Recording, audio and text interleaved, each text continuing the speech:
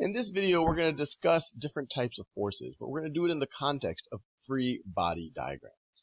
So let's say that I have a table here, and I have a block that is sitting stationary on that table.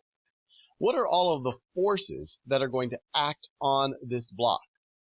Well, to do that, to think about that, I can draw a free body diagram where I'm only going to draw the block. Remember, in free body diagrams, you only care about the forces acting on one of the objects in your system. So if we're looking at only the block, what's going on? We're going to assume that the block is on Earth. We're assuming that it's stationary. Well, if it's on Earth, the block has some weight. You have the force of gravity acting on the block.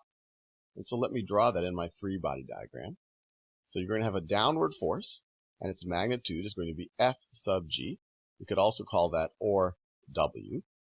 And even though this block has contact with a table, which maybe has contact with the Earth, weight, or the force of gravity, is a long-range force. Even if this block was in orbit, even if it wasn't in orbit, it would still have gravitational interactions with the Earth. The Earth would still be pulling on it. But going back to this free body diagram, if this were the only force acting on the block would accelerate downwards. But we're assuming it's stationary. So there must be another force that is netting out against the force of gravity. And what would that be? Well, that would be the force of the table pushing on the block. And this force of pushing in a direction that is perpendicular to the surface of an object, that's known as normal force. And its magnitude you could denote as capital F sub n. Let's do another example, but this time, instead of having the block on a table, let's say it is hanging from a string which is attached to the ceiling, but once again, everything is stationary. Draw a free body diagram for that. Well, once again, I am only concerned with the block. It's still on Earth, we're assuming, so you're going to have the force of gravity acting downwards on the block. But what's it keeping it from accelerating downwards? Well, you might say, well, you got the string that's holding it up that is pulling on it. And that pulling force is known as tension. So what you would have here is an upward force that nets out against the force of gravity.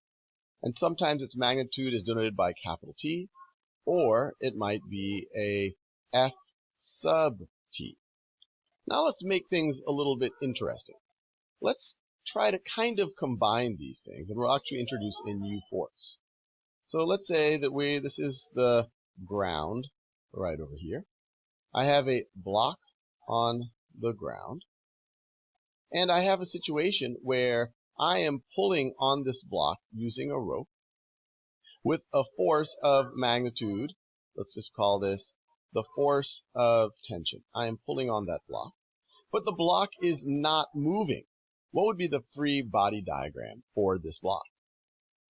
Well, I'll do the same thing again. I'm going to draw the block. Now in the vertical direction, you have the same thing that you saw in that first scenario. You're going to have the force of gravity, or the weight of the block, pulling downward on the block. And that's going to be counteracted by the normal force of the ground on the block. The ground is holding up the block, is one way to think about it. It's keeping it from accelerating downwards. So the normal force is acting upwards.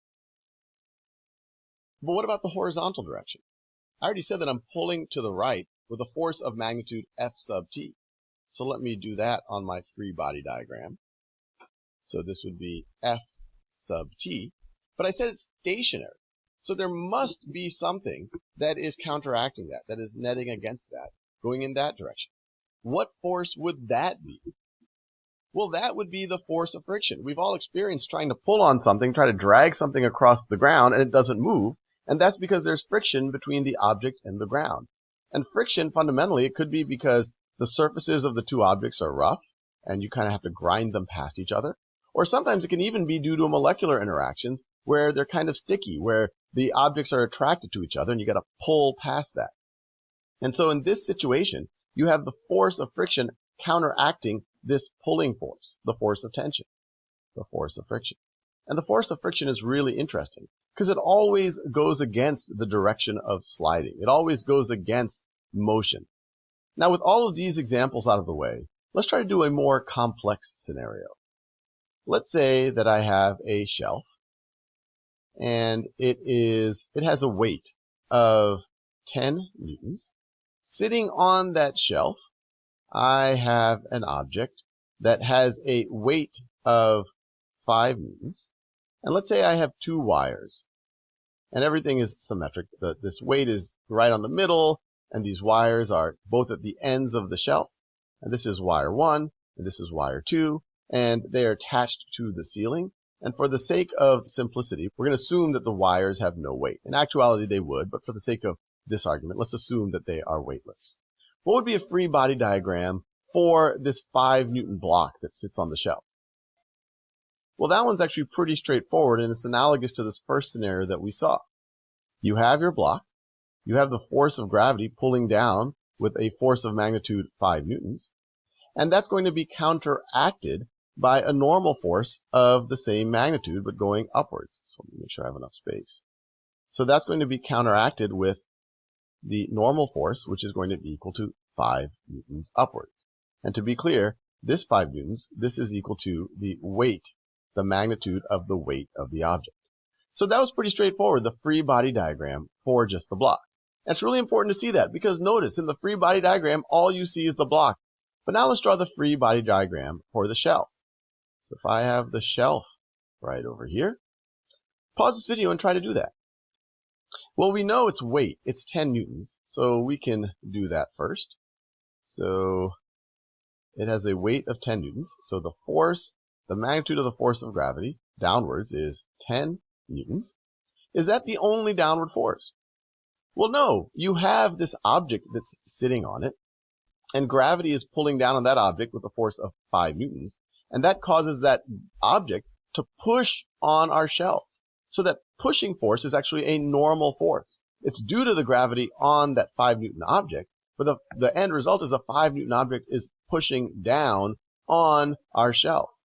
So what you have is another force that is pushing down. It is going to be a 5 Newton force, and really we should view that as a normal force.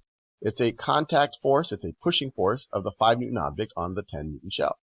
So this is going to have a magnitude of 5 newtons. Assuming that it's completely stationary, there must be some counteracting forces here. Where is that going to come from? Well, that's going to come from the pulling forces of these wires. So you're going to have the tension from rope 1, we could call that T sub 1, and you're going to have the tension from wire or rope 2, T sub 2. And because this thing is stationary, T sub 1 plus T sub 2 should be equal to 10 newtons plus 5 newtons. So I'll leave you there. We've done a nice survey of various forces you might see in a first-year physics class, and we've been able to think about them in the context of free body diagrams. In this video,